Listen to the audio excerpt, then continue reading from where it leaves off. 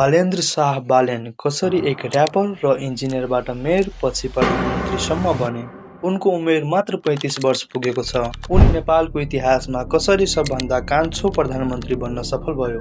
उनी नेपालको मात्र नभई संसारकै सबैभन्दा कम उमेर भएको प्रधानमन्त्री मध्ये एक हुन्। नमस्ते सम्पूर्ण देशवासीमा, म अजित राई तपाईहरुलाई स्वागत गर्दछु।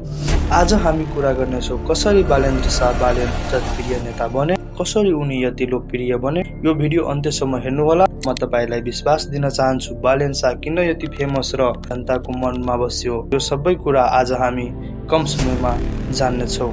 आज संसारभरि चर्चामा रहेको बालेन शाह, उनको जन्म 2047 साल वैशाख 14 गते काठमाडौँ नरादेवी काठमाडौँमा भएको हो। तर उनको परिवारको पुर्खौली घर भने मध्य प्रदेशको महतौरी जिल्लामा रहेको छ। मधेसको जरा र काठमाडौँको वातावरणमा हुर्केका यही युवक पछि र्यापर बने, इन्जिनियर बने, काठमाडौँको मेयर बने र अहिले प्रधानमन्त्रीसम्म बने। बचपन र पढाइको कुरा गर्ने हो भने बालेन सानैदेखि निकै गम्भीर र तीक्ष्ण स्वभावका थिए। उनी पढाइमा टपर थिए, विशेष गरी गणित विषयमा उनी निकै रुचाउँथ्यो। उनले काठमाडौँको VS निकेतनबाट SLC पास गरेका हुन्। सानैदेखि उनलाई कविता लेख्न, चित्र कोर्न र बास्केटबल खेल्न निकै मन पर्थ्यो। पछि यही लेख्नको रुचि र्यापमा बदलियो। उनी चीजहरू कसरी बन्छ भन्ने कुरामा निकै चासो राख्थ्यो। त्यसैले पछि स्ट्रक्चरल इन्जिनियर बने। SLC पछि उनको व्हाइट हाउस कलेज काठमाडौँबाट विज्ञान विषयमा +2 गरे। ब्याचलर उनले ललितपुरको Himalayan White House Institute of टेक्नोलोजीबाट सिभिल इन्जिनियरिङ गरे। पछि उच्च शिक्षाका लागि उनी भारत गए र कर्नाटकको भारतीय VTUबाट स्ट्रक्चरल इन्जिनियरिङमा MTech गरे। इन्जिनियरिङ पढाइसकेपछि बालेन शाह नेपाल फर्किए। नेपाल आएपछि उनले सिभिल इन्जिनियरको रूपमा काम गर्न थाले।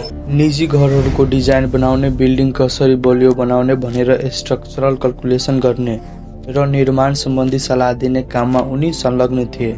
त्यसैले कतिपय मानिसले बालेनले धेरै घर बनाए भनेर भन्छन्, तर वास्तवमा उनले ठेकेदार भएर घर बनाउने होइन, इन्जिनियर भएर डिजाइन र सल्लाह दिने काम गर्दै थिए। तर बालेन शाहको पहिचान केवल इन्जिनियर मात्र थिएन, उनी एक र्यापर पनि थिए।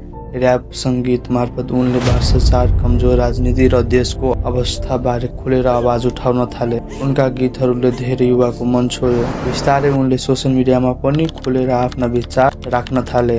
2074 सालको चुनावको समयमा उनले आफ्नो फेसबुक मार्फत एउटा रोचक कुरा लेखेका थिए। उनले भनेका थिए, म यसपालि भोट दिदिन, न त म क्यान्डिडेट छु, अर्को पटक म आफैलाई भोट गर्छु, मलाई कसैको भर लाग्दैन।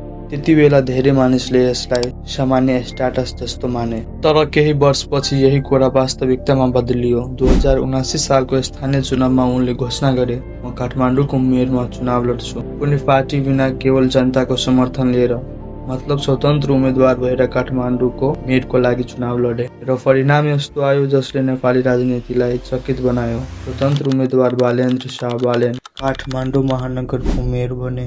काठमाडौँ महानगरको मेयर बनेपछि बालेन शाहले सुरु गरेको पहिलो ठुलो अभियान थियो फुटपाथ खाली गराउने। वर्षौंदेखि फसल र संरचनाले भरिएका काठमाडौँका फुटपाथहरू पैदल यात्रुका लागि फेरि खुला बनाउन महानगरले अभियान सुरु गर्यो।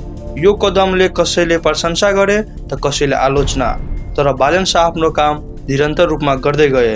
काठमाडौँ हजारौं वर्ष पुरानो सहर हो। यही सहरभित्र एउटा यस्तो खोला थियो जुन समयसँगै जमिन मुनि हराएको थियो। त्यो खोला हो टुकुच्चा खोला। पहिलो खुल्ला बग्ने यो खोला सहर विस्तार हुँदै जाँदा सडक र भवनले ढाकियो। धेरै ठाउँमा खोला माथि नै संरचना बने। जब बालेन शाह काठमाडौँ महानगरको मेयर बने, उनले पुरानो नक्सा अध्ययन गरे। त्यही बेला एउटा चकित पार्ने कुरा देखियो। काठमाडौँको बीचबाट बग्ने टुकुच्चा खोला धेरै ठाउँमा भवन र सडकलाई ढाकिएको थियो। यो खोला दरबार मार्ग र पुतली सडक क्षेत्र हुँदै बग्छ। जब महानगरले खोलाको वास्तविक मार्ग खोज्न सुरु गर्यो, काठमाडौँमा ठुलो बहस सुरु भयो। धेरै नागरिकहरू भने काठमाडौँका पुराना खोला जगाउन यस्तो कदम आवश्यक छ। कसैले आलोचना गरे त कसैले सहर सुधारको प्रयास भन्दै प्रशंसा गरे।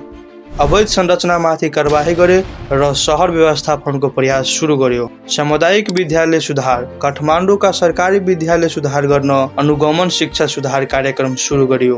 पार्किङ व्यवस्थापन, सडकमा जथाभावी पार्किङ रोक्न बेसमेन्ट पार्किङ प्रयोग अनिवार्य गर्यो। सडक पार्किङ नियन्त्रण जस्ता कदम फोहोर व्यवस्थापन सुधार काठमाडौँको ठूलो समस्या थियो। फोहोर व्यवस्थापनलाई सुधार गर्न महानगरले ठूलो प्रयास बढायो। यस्ता कामहरू बालेन शाहले निरन्तर गर्दै रहे। उसको चर्चा राष्ट्रिय र अन्तर्राष्ट्रिय रूपमा हुन थाल्यो। र अब ध्यानपूर्वक सुन्नुहोला, जब कुरा देशको नक्सा, विभूति र जनतामाथि आयो तब उनले नत्र अमेरिकी राष्ट्रपति डोनाल्ड ट्रम्पलाई छोडियो, नत्र भारतीय फिल्म इन्डस्ट्रीलाई। यहाँसम्म कहिले नेपालको वर्तमान प्रधानमन्त्री, कहिले मन्त्री, कहिले सांसद सबैलाई आफ्नो फेसबुक मार्फत कडा जवाब दिँदै गए। कहिले सिंहदरबारमा आगो लगाइदिन्छु भने त कहिले फोहोर सरकारी भवनहरू नजिक खसालियो। यो सबै कुरा आम नेपालीहरू नजिकबाट हेर्दै थिए।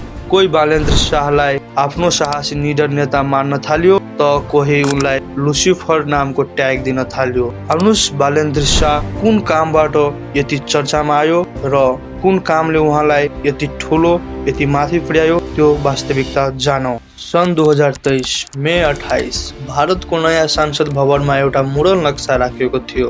त्यो नक्सालाई अखण्ड भारत भनियो। यस नक्सामा पुरानो भारतको प्रभाव क्षेत्र देखाइएको थियो, जसमा आजका धेरै देशहरू जस्तै नेपाल, पाकिस्तान, बङ्गलादेश लगायतका भूभाग पनि एउटै सांस्कृतिक क्षेत्रको रूपमा देखाइएको थियो।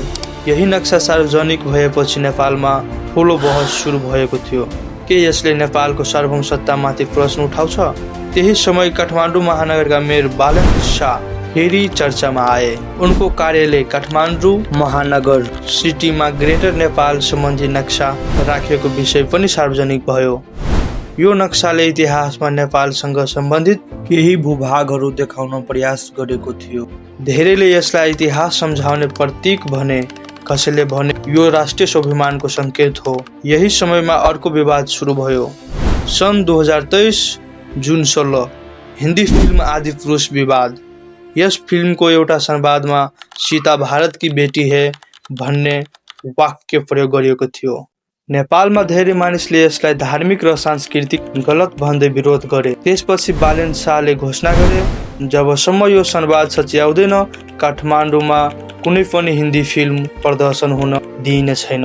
यो निर्णयपछि नेपाल मात्र होइन, भारतका मिडियामा पनि ठुलो चर्चा सुरु भयो। सामाजिक सञ्जालदेखि विश्लेषकसम्म एउटै प्रश्न उठ्न थाल्यो, को हुन् यो मेयर जसले यति कडा कुरा गरिरहेका हुन्? जसको कारण कसैले उनको आलोचना गरे, तर धेरै नेपालीहरू भने जब देश, इतिहास र स्वाभिमानको कुरा आउँछ बोल्न सक्ने नेता चाहिन्छ। धेरैले बालेन शाहलाई निडर र साहसी नेताको रूपमा हेर्न थाले, किनकि प्रधानमन्त्रीले केही पनि बोलिरहेको थिएन, तर उनले बारम्बार देशको सम्मान र इतिहासको विषय उठाइरहेको थियो। सायद यही कारणले आज नेपाली राजनीतिमा बालेन शाह एक फरक शैलीको नेताको रूपमा चिनिन थालेका छन्। नक्सा विवादको कारण बालेन शाह चीन भ्रमण पनि नजाने निर्णय गरियो। यो कामहरूलाई नेपाली जनताहरू निकै मन परायो। बालेन्द्र शाह बालेन बोल्नुभन्दा पनि काम गरेर देखाउने नेता भनेर चिनिन लागेको छ। उनको यही शैलीलाई नेपाली जनताहरू निकै मन पराउँदैछ र आज उनी नेपालको प्रधानमन्त्रीसम्म बन्न सफल भएको छ। आगामी दिनमा पनि म नेपालको इतिहास र नेपालमा के भइरहेको छ, नेपाली जनताहरूको समस्या लिएर भिडियो बनाउनेछु। त्यही भएर सम्पूर्ण नेपाली दिदीबहिनी दाजुभाइहरू मेरो च्यानललाई सब्सक्राइब गरिदिनु होला, लाइक कमेन्ट गरिदिनु होला। धन्यवाद। जय नेपाल।